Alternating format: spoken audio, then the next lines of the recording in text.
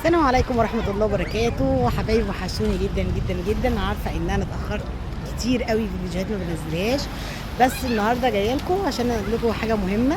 ان اسكندريه بقت زحمه جدا جدا جدا، وفي ناس كتير بتشتكي من الشواطئ الزحمه في اسكندريه، فقلت اجيب لكم شاطئ حلو زي ما انتم شايفين كده وفاضي، ما فيهوش ناس كتير زي ما انتم شايفين كده، حتى مكه اهي. الشاطئ ده شاطئ القوات المسلحه اللي في العصافره، بخش عماره فندق الضباط على طول بعد الورده البيضاء. الشاطئ حلو جدا زي ما انتم شايفين، مش زحمه خالص.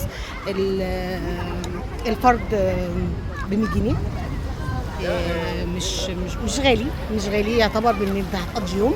هو غالي طبعا عن ناس معينه، بس بالنسبه ان انت هتقضي يوم، لان انت اللي في اسكندريه واغلب الاسكندريه بقوا عارفين احنا ما بنعرفش ننزل البحر عشان البحر بيبقى زحمه، وخصوصا احنا في شهر 7. فزي ما انتم شايفين كده، انا هوديكم الناحيه الثانيه بس ابعد عشان الناس بس ما تبقاش موجوده. شايفين كده، بصوا الشاطئ حلو قوي اهو. هو لسه في اعمال على فكره، لسه ما خلصش قوي، بس بالنسبه للمكان هو شاطئ حلو قوي. الشاطئ اهو زي ما انتم شايفين. الشاطئ كل الناس اللي فيه قليله زي ما انتم شايفين كده، قليله جدا. والفرد مش غالي، فرد زي ما قلنا 100 جنيه، مش غالي.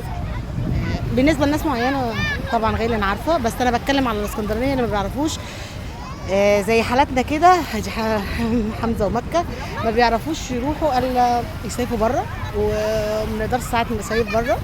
فده بالنسبه لل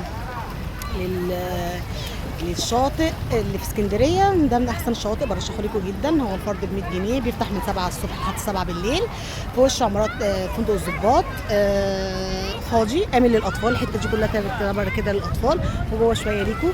المكان حلو جدا، مش زحمه، وجميل جدا جدا جدا جدا. نسيبنا بقى ايه من مكه، مية عماله تهاتش مع العيال. فانا شايفه ان البحر حلو قوي قوي قوي قوي قوي.